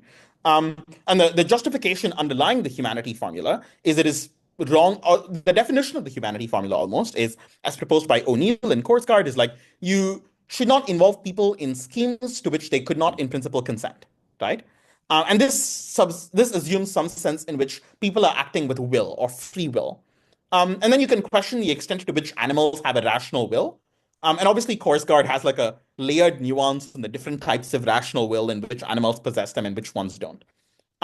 So there is an extremely open question about whether the deontological principles one might hold dear even apply to animals, right? So this is a view that Nozick somewhat disparagingly calls utilitarianism for animals, deontology for people.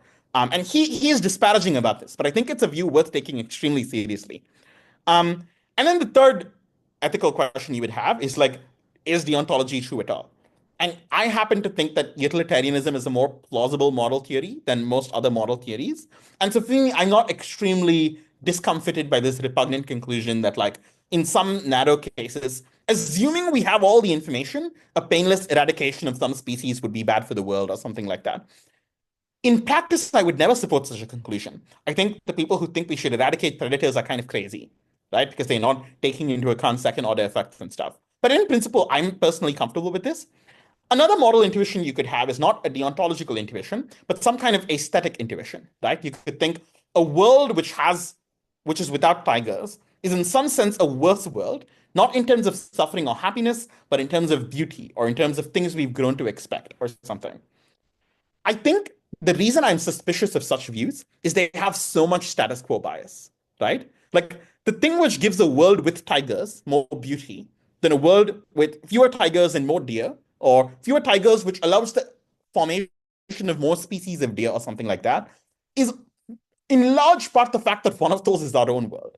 Like, imagine we lived in the inverse world, right? A world without tigers, and we were thinking about whether we click a finger and introduce tigers. This aesthetic beauty argument suddenly becomes less appealing, which makes me think that it's heavily a product of status quo bias rather than a product of some kind of like deep thinking. Now, some of the status quo bias is justified, right? Like, we shouldn't eradicate tigers because tigers are like Chesterton's fence, right? Like, if you remove them, you don't know what the second or third order effects of this would be. And so you should be extremely risk averse. But then there's nothing intrinsic or moral or deeper or richer going on there.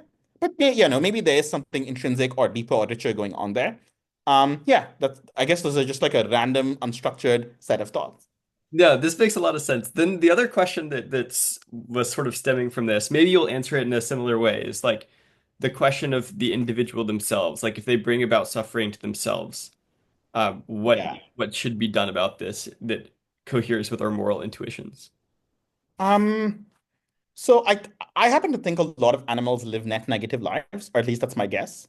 So an example of this is many animals are have what's called fast life histories. So basically, that means they have a lot of offspring, the majority of whom die very, very quickly. And if they can feel pain, like the sum of their life experience happens in seconds or minutes. And in those seconds or minutes, they don't really have much experience. So the main experience is the experience of dying. And so intuitively, it seems like maybe they have net negative experiences. It's very hard to tell when they have net negative experiences. In those cases, like it seems to me like all else equal, euthanasia would be justified, right? So a simple intuition for this is imagine you could take like all the factory farmed pigs that there are, right? And they're just like living in essentially torture, or all the factory farmed chickens that they are living in essentially torture, right? And you could just painlessly euthanize all of them with a press of a button. I think a lot of them would press the button. A lot of people would press the button, right? So it's sort of extending the same intuition to this case, but I think it's a little thornier because you also have to consider the fact that many animals seem to have preferences to live. And I'm by no means like a hedonistic utilitarian who thinks happiness and suffering are all that there is. I care about desires or preferences, and so if you have a preference to live, maybe that overwhelms this question. And then obviously there's like the population question. So like I, in general, I don't advocate killing insects, like just killing insects you come across, because I think it's hard to do it in painless ways. And the effect of killing an insect on insect populations is close to zero because you just free up energy, which allows other insect populations to compensate and reach the population equilibrium, right? If just killing any one insect or something. So I in general wouldn't advocate this.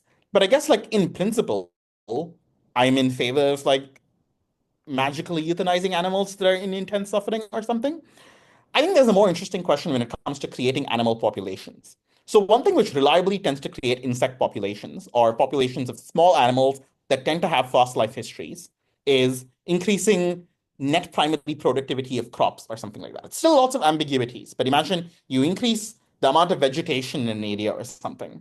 That probably does increase the population of many invertebrates that if they can suffer, maybe live net negative lives. And then there's a moral question of like, should you do that? I think it's extremely hard to answer this question because we don't actually know whether an invertebrate lives a net negative life or a net positive life. Like it's incredibly hard to tell. But if you assume by hypothesis that they do live net negative lives, then I think it's reasonable to conclude from that that we should probably have gravel rather than grass lawns or reduce the amount of vegetation there is. Like, I guess I'm just more comfortable biting these bullets, assuming you have these by hypothesis conclusions. And I think a lot of the reason they feel like bullets is because the hypotheses are actually controversial, right? Like, do insects live net negative lives? I don't really know.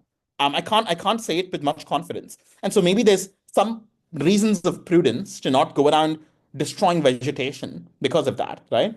Um, but I do think a good amount of it is probably status quo bias. That makes Yeah. sense. Is it possible to know with any confidence that any entity lives a net positive or net negative life? I don't think you can know with confidence. I think you sort of just have to make a guess. Well, you can trivially you can know with confidence in that if someone in their rational state of mind is very, very confident that they live a net negative life and tells you when they're being honest, like, yeah, I guess. But other than that, yeah, I mean, you just have to make guesses. And that's why I think it's good to be risk averse. Like, I think it's good to not make drastic decisions that change wild animal populations hugely on the basis of these kinds of decisions. Yeah. I guess I'm a little bit skeptical even of the trivial case. Like, is it possible to know of yourself if your life is net positive or net negative? I think it has to be possible in some cases.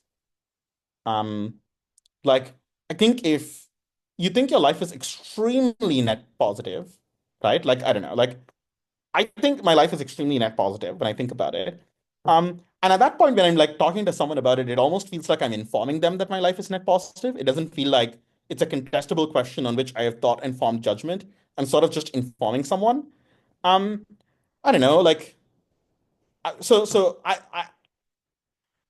feel like maybe one thing is my intuition was tend to lean in the direction of what Mike Humer calls phenomenal conservatism, which is just the epistemological position that if something seems like it, that's pretty good evidence for it being like it. Um, and yeah, I don't know. Like maybe I don't. I think I probably do. Yeah. That's fair enough. I'll take it. I guess last question on this I have to ask for the audience is, What does this position conclude about like wipeout scenarios, about like human extinction? Yeah. Um, so I think if I think very, very deeply and carefully about the net impact of humans on animals, my best guess is it's positive. And so the argument here is just that even though I'm extremely uncertain about the experiences of most animals in the wild, the number of animals in the wild is substantially larger than the number of farmed animals, orders of magnitude. And my guess is the average experience of a wild animal is negative because the most populous animals are the animals with fast life histories.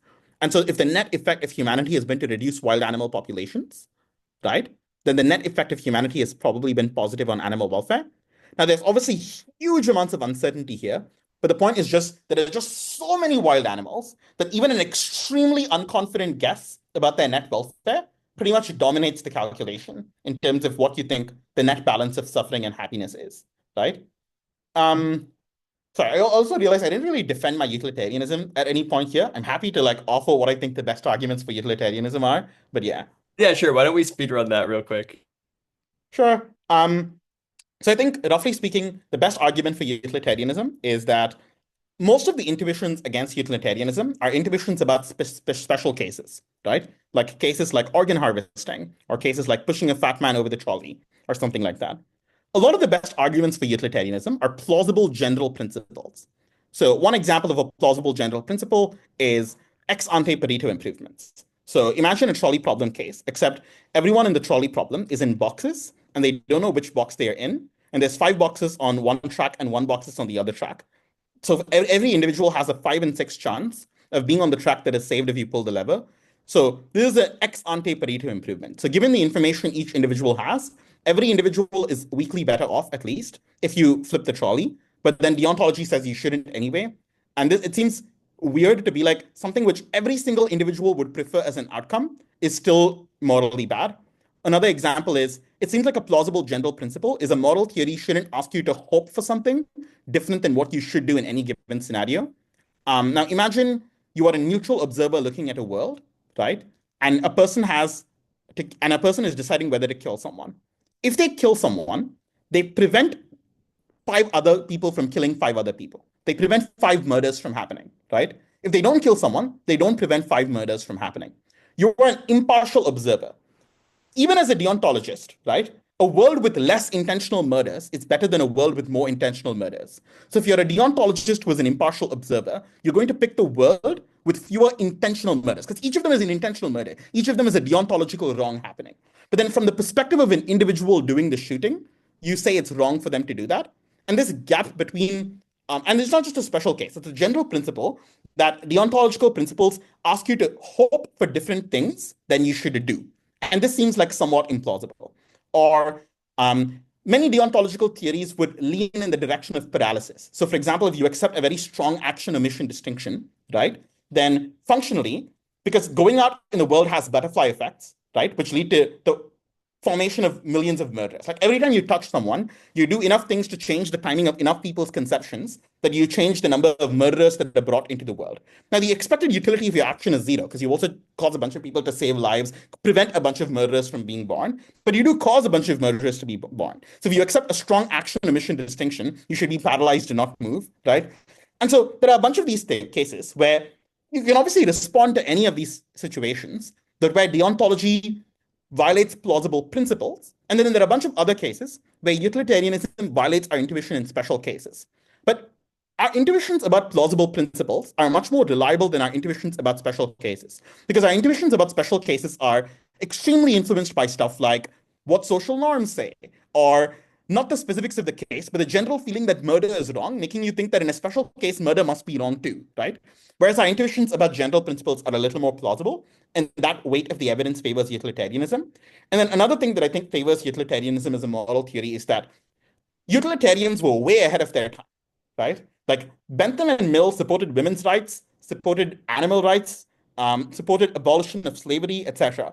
Kant was a terrible human being, right? A lot of people in like these older times had terrible views about morality, and that suggests that people who came up with utilitarianism pretty early we're able to arrive at what we've since concluded are something approximating moral truths substantially more reliably. I don't think utilitarianism is necessarily more likely than not the best moral theory, assuming you're a moral realist. But I think of the moral theories I have seen, even though I'm extremely uncertain about each individual moral theory, it's probably the most plausible. That makes sense. I think that's a good defense of utilitarianism. Answers a lot of the objections I might have made.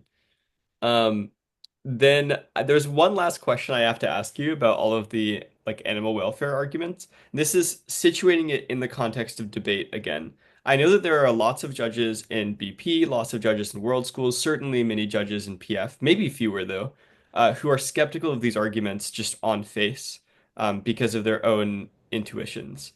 So, Yeah. how do you deal with climbing this hill, this uphill battle of sort of fighting the judge's intuitions as well as the opponents in the round when you're making these arguments? Um, so one thing which I did is lose and just keep at it. But I do think to some extent, like there's a coordination problem where if a bunch of people do this simultaneously, then the arguments become much more doable. I don't know. Maybe Kant would argue that it's immoral to not make these arguments because if you universalize not making these arguments, then it's self-defeating to your objective of winning. Because if you normalize these arguments, but you're better at making these arguments, then you're more likely to win rounds. And so if you universalize this, it's self-defeating. So by the Kantian formula of universal law, you should make these arguments. Sorry, that's a joke. I'm not being serious. But in seriousness, I think some of the things which I did, some of them is just be very explicit about judge biases, like just acknowledge judge biases upfront and just say, yeah, I know this argument flies in the face of the typical judge's biases, but I'm going to make it anyway. Um, I wonder if like some of the things you can do are try to prove them more in BP, you just try to prove them more meticulously as well, right? So for example, even if the argument only requires 3.5 minutes of substantiation, if you know your judge is starting with a lower prior probability, that's more of an incentive to spend 7 minutes on the argument and to make it as precise and nuanced as possible and to preempt a bunch of the possible immediate intuitions that judges might have. Um, yeah, I think I found that judges are somewhat open to these arguments these days in the context of animals specifically. I've only tried to make a like insect suffering means we should lower insect populations argument once in a BP round. It didn't work that well. I think some judges bought it. I'm not 100% sure how well it worked, but I have made arguments about animals in rounds totally not about animals. Like in the Oxford IB final, the topic was like, will the majority of Western civilians get to heaven? And we were on the side that said they wouldn't. And we spent 3/4 of our time arguing about factory farming. Um, we won, but it was on a massive split. And I think a lot of judges found it unintuitive. So I think some of it is just about taking risks and doing it more. I mean, I don't think you should have much of a problem with it in PF, right? Like, it seems like judges should be willing to credit these arguments. Yeah, it's happened before. I think that honestly, if I had to guess, I would say the majority of the time these arguments have been used, they have been successful. But that's because of a high degree of like knowledge about the judge. Like I think usually when these arguments are used, it's because the debaters Yeah, are very confident the judges will evaluate them. That said, I do think there's a higher proportion of judges in PF who will evaluate them, or who at least don't have like don't start from a very low probability when they're assigning yeah, creed. So yeah, I think they're fairly strategic to be honest, because they fit all the criteria. Like they check all the boxes of what like a strategic innovation in the debate space should look like. Like it's yeah, a huge impact if you win it, which it's fairly easy to win, and it's also like something that is massively underinvested in right now by like debaters. Like people are yeah. not ready for it, etc. Yeah. And I think the other thing is they're pretty versatile because you can argue them from any side. I think the specific for like I feel like most people haven't even thought about the possibility that if animal lives are net negative, humans could be good for them or something. And that like that's a side that's usually harder to find arguments of this form, right? Like, I don't know, like if you're making like an like I don't know, like I mean, if you're responding to something like Spark, right? And you're trying to like or something like Wipeout or something, right? Like the standard nature of response is just like trying to be the plausible one, and like you have little room for innovation. But I feel like the thing about this type of argument is it can be used on either side.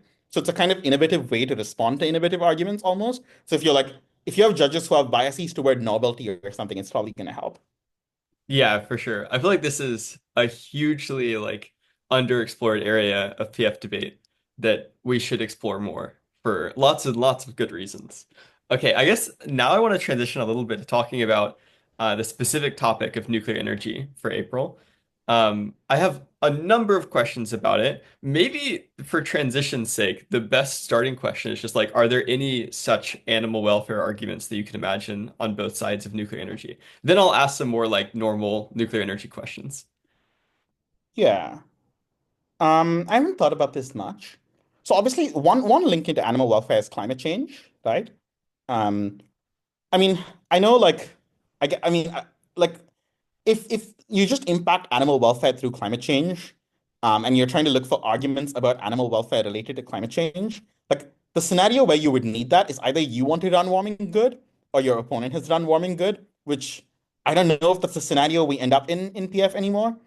Um, Not usually. I mean, maybe sometimes. There was one person I had on this channel who I asked the same question every time at the end, where I'm like, what arguments do you expect at the TOC? And one person said there would be warming good arguments quite frequently. I'm not sure that that's true.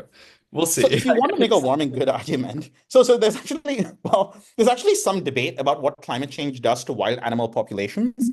So there's this independent researcher named Brian Tomasik who has this long piece called How Does Climate Change Affect Wild Animals? And his conclusion is basically, I think, 50-50. Like I don't know if climate change is net good or net bad for wild animals. One way it might be net bad is that climate change might, in causing species to aggressively evolve to adapt to new conditions better, cause species to evolve more in the direction of having fast life histories. So, in the long run, climate change might set off a chain of evolution that causes more and more species to have fast life histories and hence astronomically increase suffering in the long term. And one place which this could be useful is, and as I'm sure we'll cover, I think the claim that climate change is an existential risk is like extremely implausible. Like, I genuinely do not think this is a sustainable argument you can make in debate, or at least in debate that is somewhat truth-led, right? Um, but it seems like other things can be existential risks, right? Like I mean, I don't know what types of existential risk arguments you could talk about in nuclear energy. Maybe having a cheap energy source accelerates AGI somehow or something. But basically, like, I think this is weighing on the level or even larger than weighing on the level of something being an existential risk that is attributable to climate change, which is not just that it affects people, but that it just changes the evolution of animal life histories in a radical way that astronomically increases the amount of suffering in the future, or in the medium to long term. So I guess that's one animal related point. There are maybe ways that nuclear energy directly affects animals that I know much less about. Um, like, I mean, obviously there are some things that clean energy does. Like, I know a lot of people complain about how clean energy installations affect birds or something. I suspect these impacts are relatively small. Yeah, I guess. I've heard one argument on this topic already that I think is I'm quite skeptical of. I don't think it's the best way to run animal rights, but they said like better nuclear energy means that there's cheaper energy for factory farms, which means that there's a greater number of factory farms. Yeah, or you can say like better nuclear energy means you have more economic growth, which makes factory farms worse or better. Yeah, there's this whole concept of the meat eater problem, which is basically like faster economic growth tends to increase per capita meat consumption. And then you have the question of whether faster economic growth, cheap energy, whatever you want, makes this problem worse or better. And so, you could imagine that maybe there's like a Kuznets curve for GDP per capita and meat consumption, where like at some point after enough economic growth, you get to the point on the curve where meat consumption starts to decline because you have more food technologies. And then you could be like, well, it seems like most of the first world isn't on the right part of the Kuznets curve yet, so maybe this doesn't work. But if there is a Kuznets curve, maybe that's an argument for more rapid growth. So you get through the peak of the Kuznets curve later, and so the integral between the point where you're at and the point where you're changing goes down quicker or something. So I'm sure there's like arguments that try to impact cheaper energy to economic growth, which in turn affects animals in some way. Yeah. Yeah, but yeah, I think the econ arguments are a little bit like they don't leverage the full strategic value of this position because everyone knows how to debate econ anyway. So like Yeah. people will just debate at the link level and it will be harder for you to win it.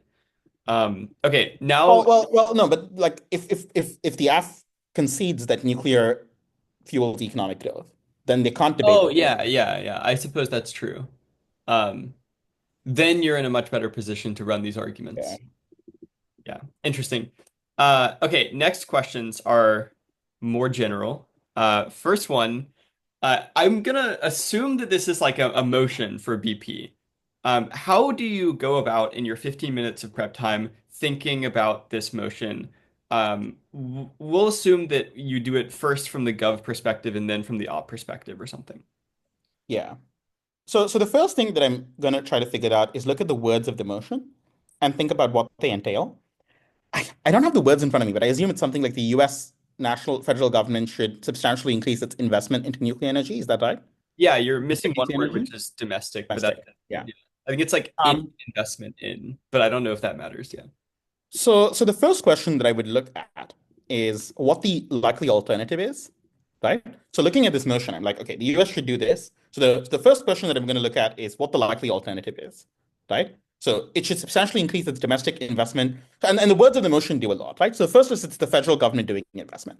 So one could imagine a world where there's private investment in nuclear energy instead, because the debate is about government investment.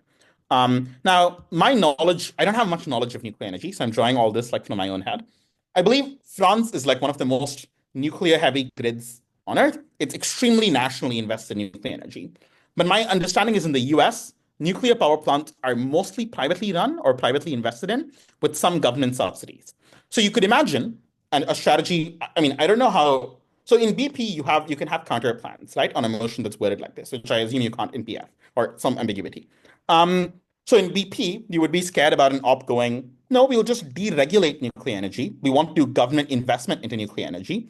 The real problem is whatever, like the regulatory standards are too high. There's too much restrictions on nuclear risk, which is keeping the price of nuclear up. We will deregulate nuclear energy. We will not substantially increase government investment. Government investment creates moral hazard, makes these companies worse, does something wrong. So the first thing that I would be looking to do is just to set it up as do something to explain why you really need government investment for nuclear energy to exist. My suspicion is that this is an unstrategic op line in the BP round, just because it seems like even the private investment in nuclear energy is heavily supported by government investment. Like there's huge upfront costs, there are massive positive externalities, and so there's a reason for subsidies to exist. The world of high regulatory barriers has probably created a lot of investor uncertainty about whether the government will bring the regulation back the next time some administration is in power. You probably need good amounts of government investment. But that's the first thing that I would be looking at. It's just the motion says federal government, and so I need to like think through what the alternative is. The second is I would think through like alternatives to nuclear energy, right? So alternatives could be you just rely on fossil fuels, you just rely on renewables, like solar prices are much cheaper than nuclear, etc. I think this is extremely affected by questions of fiat because on BP, this is a motion where op can have a counterplan, right? And that has massive effects on the debate, which I don't know. I don't know how it works in PF, right? So how do you want me to answer this? Like, Yeah, what yeah, do you yeah. want?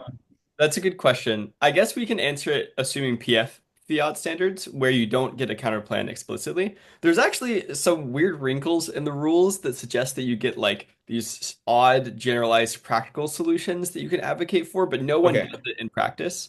And so in So so practice, so so. yeah. Sorry. I was just saying in practice, both teams just debate about the most likely alternative and the most likely Okay. implementation of the motion. Gotcha. Because in BP, if you don't have counterplans, then you op literally just has to defend the most likely alternative, and they have to give reasons why it's likely. Okay. Um. Well, in that case, on prop, I would probably want to try to argue that the most likely alternative isn't renewables. I have to think, like you can make arguments about both, right? But I think what this does for prop is it does two things. One is solar is just so cheap.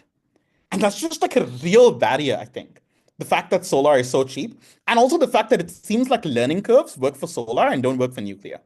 There are a couple of theories about why this is. Like, part of the theory is maybe it's just the regulation about safety that's making the learning curve not work. But some people think nuclear involves a lot of stuff that's not done like in a factory, right? It's done like in like mining and all that sort of stuff. And that sort of stuff seems to have fewer learning curves, All right? right, what do you And mean so by the learning curves in this context? So learning curves is basically like for many technologies like solar, as you produce more of it, prices reduce by a power law. So basically, like as you produce more of it, you learn how to produce more of it, you get economies of scale, and that causes prices to fall. That's why solar prices have fallen astronomically in the past decade. And so when if op is weighing between solar and nuclear, trying to come up with reasons why the learning curves don't apply as much to nuclear, which exist in the literature, seems like a great way of arguing that solar is much better. So if I'm prop, I'm worried about this. If I'm prop, I'm also going to be okay. If I'm CG, I'm also going to be a wiki. I'm going to be looking for arguments about how this affects oil prices, right? And if I'm CG, it's nice to be like the alternative is oil because then I can access arguments from oil prices going down. Like I can be like, developing countries that really, really need industrialization can access cheaper energy, even if it's fossil fuel energy. And the net effect on climate change is still dominated by the fact that we make nuclear prices lower globally as well. But maybe there's something there, right? Like something about, yeah, I might be looking. And obviously, like op can try to argue that higher commodities prices are good, like they drive commodities brooms or they, I don't know, preserve political stability in Russia or something. But I don't think those arguments are particularly plausible. Um, and so I would probably be looking to lock op into defending fossil fuels. So the first thing I would do is like I would just write down a bunch of reasons why wind and solar are not the likely alternative, right? They're not going to be scaled up. There's less political incentives to keep subsidizing them. Maybe something about politics, something, right? Maybe something about US elections, something. And then I guess once I identify the alternatives, after that point, I'm probably just looking for arguments. Like what benefits does nuclear have? Like there's the climate sustainability benefit. There's more potential for cheap energy, especially if you can do innovation into coming up with fusion, which causes energy to be cheaper, and cheaper electricity helps people. So I'm just looking for like relatively stock stuff if I'm OG. And then if I'm closing government, once I look through the stock stuff, I'm looking at what are stakeholders that are missing, like maybe it's other countries besides the US is a major stakeholder that's missing. What does this do to their energy systems? Yeah, I'm just looking for listing a bunch of stakeholders that don't necessarily apply. So that's roughly how I approach the motion from prop. From op, again, the first thing I'm thinking is like, what's the alternative, right?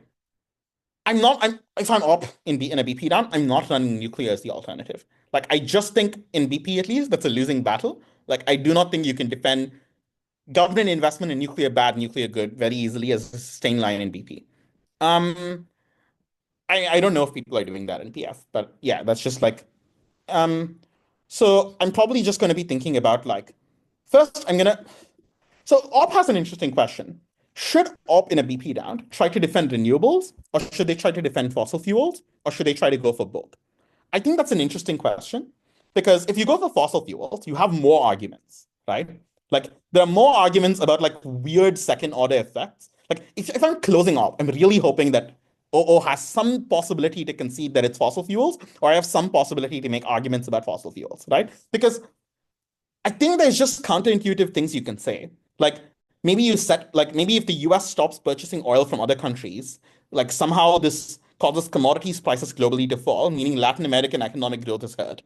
Or maybe like if the US suddenly stops purchasing oil, like many of these are prop arguments. Like if the US suddenly stops purchasing oil, maybe it like stops giving arms to Saudi or something. I don't know. Anyway, um, yeah, maybe there's just something to Europe or geopolitics. So I'm just looking for that stuff from closing. If I'm opening, I'm just going for renewables, probably. I'm just going to say, like, solar and wind are super cheap. They're really great. They're really easy to scale. Yeah, the US might have made a mistake in the 50s and 60s, not making nuclear a bigger deal or raising the regulatory standards for nuclear a lot. But solar and wind are just really cheap. Nuclear is just really expensive. And we should redirect a lot of this US investment into solar and wind. There are a bunch of reasons why as solar and wind get organically cheap, the US is likely to continue doing this. It doesn't need as much federal government investment either, but displacing solar and wind probably takes private investment away from solar and wind. And this is overall bad at finding a sustainable energy solution. So that's probably like the main op strategy I would go for. I know there's op arguments about safety. In a BP run, I think these just don't fly. Nuclear is not that unsafe. I genuinely think cost is the main thing that I'm going to weigh if I'm opening op, rather than spend a bunch of time crying about Fukushima. Because I just nuclear is not that unsafe. I don't know. I guess one question about the renewables trade-off stuff and this whole alternatives debate, one of the questions that we have to ask in PF a lot is which other energy source is most likely to be displaced by nuclear? I think it's usually not enough just to ask about what the current state of the world is absent nuclear, but rather like specifically Yeah. how will that world be changed? So what are the arguments that you would make? Like, first of all, what do you just genuinely predict nuclear will do? And then what are the arguments you would make on either side when you're trying to establish this sort of comparative? Yeah. Hmm. So one question is, which is interesting, is so if you look at natural gas, right? Natural gas doesn't really displace solar and wind. It mostly displaces coal. And one of the reasons for that is as solar and wind get cheaper than coal, at the limit, natural gas has the useful thing of being able to offer you like in between energy or like while we wait for storage technology to get better, right? And so I guess one question which I have, or which I would wonder about is it possible, at least from the gap, I would wonder if nuclear, it's possible that nuclear is somehow complementary to solar and wind rather than substituting them. Like maybe in contexts where solar and wind are less reliable, or context where, I mean, I know battery technology is improving a lot as well, but there are probably some constraints on battery technology. And in those contexts, one could imagine nuclear not displacing those and mainly displacing coal, oil, natural gas, maybe. Um, I think a lot of it is going to be displacing solar and wind because the government first has to find a place to make budget cuts. There's a political environment where displacing fossil fuels causes like, I mean, it's going to displace both, but I think it's also going to displace solar and wind to a good amount because displacing fossil fuels, like it costs jobs, and there's these like, there's a standard political science theory argument if these are concentrated while the gains are more diffuse, and concentrated gains tend to form special interests that vote against you, and this is why we have big fossil fuel subsidies, for example. Um, and so I think to some extent you would expect it to displace other clean energy sources. But to some extent, if you can get the price low enough, you can expect it to displace coal as well. I think a lot of the debate is going to be about regulation, right? So the standard for radiation levels for a while, I don't know if it's still the standard, was as low as reasonably achievable, which is like a standard that keeps getting worse and worse and worse over time, right? And so this keeps the cost of constructing a nuclear plant quite high, well above the cost of coal. Um, but like once it falls, I guess it depends on how much it falls or how much deregulation the US government is likely to do once it begins big domestic investment. Probably some deregulation. If it does enough deregulation, it can actually displace coal really well, right? But if it's not a lot of deregulation, I'm not sure what it's going to displace. Yeah, anyway, sorry, those are extremely scattered. I actually have done no thinking about this topic. So No, I think um that was exactly what I was looking for. One question about that is, do you expect that if the US government invests heavily in this, deregulation will follow? I think so. And Well, why do you think, like, what's the causal relationship between those things? so I don't think it'll be a lot of deregulation. I mean, we know that the US government has problems in implementing its projects thanks to regulations inhibiting its own process. Like that's the Ezra Klein, Derek Thompson abundance book, right? It's just all about the US government's regulations inhibiting its own attempts at building things. But um well, the US government has incentives if it's doing big domestic investment. Like some of the returns might flow to the US government. The US government doesn't want its projects to fail. Um, so that seems like some incentives to deregulate, especially when the US government is directly vested in these projects. Um, the other thing is these regulations are like they're not extremely necessary regulations, right? Like they're based on a model of calculating the risks from radiation or cancer that is very, very outdated. And if you have a big political coalition of like big private investors in the US government that are all intertwined that are trying to get through this regulation, it seems quite plausible to me that they do. Um, but also, like, the reason private nuclear construction isn't happening is the regulation, right? Like, nuclear costs are high because of regulation, pretty much. Like, yeah, I don't know. Yeah, that makes sense. I was gonna ask, like, to what extent do you think we can measure the incentives of the US government as Like, I find it difficult to know how I should measure incentives of the US government when so much of it is dependent on like politics outside of the government, like the voter blocks and stuff. Um, I'm just imagining an argument that says like the voter blocks overwhelm or Yeah. like swamp any of the incentives that are based on like the government as an institution collecting profits off of this. Yeah, I mean, I think it's probably some combination of both. Yeah. That makes sense. Okay, now I have some fun questions about nuclear energy. These are the PF silly questions, like what do you think are all of the extinction scenarios that are most plausible from this policy on either side? Okay. Can I just rant about climate change and extinction for a second? Oh yes, please do. I forgot. I have to ask you about that too. I think climate change is not an existential risk, and I wish people would stop saying it. Okay? So we have 3,000 recoverable gigatons of fossil fuels within the earth, like within which are recoverable by even maybe like progresses in technology. Imagine a hypothetical crazy scenario where we burn all of it. This is worse than the worst case projection by the IPCC. Imagine we just burn all of it. The direct warming that follows is 6 degrees Celsius. That's clearly not enough to cause human extinction. So, what you would need to get human extinction is some kind of insane feedback loop. Here are some examples of the insane feedback loops. One is you could have a runaway greenhouse effect. This is where the ocean gets evaporated, which causes water vapor to go up into the atmosphere. The water vapor that goes up in the atmosphere amplifies the effect of CO2, which in turn causes more of the ocean to be evaporated until the oceans boil off like they did in Venus. This is not even theoretically possible. This is just ruled out as a scenario. It's not possible. The second possibility, with all the fossil fuels that exist in a recoverable way, the second is cloud feedback. This is pretty concerning. This is basically there's some concentration of carbon dioxide in the atmosphere, something like 1,300 parts per million, um, which is plausible under this worst case scenario, where clouds that shade the ocean break up because they reflect light back into space. And when the cloud cover breaks up, more of the ocean vaporizes. That's a possibility. The third possibility is you get a feedback loop based on melting permafrost, right? Because permafrost captures a lot of carbon dioxide. So at the upper end of these models, we could see about 600 gigatons of carbon dioxide released from permafrost. That warms the planet by an extra degree. That's not extinction. The final thing is there are methane clathrates, which are trapped in the ocean. These would probably take millennia to completely evaporate and send all the methane back into the atmosphere. So the main one is cloud feedback, right? Cloud breaking up the clouds is the most concerning mechanism here. Yeah.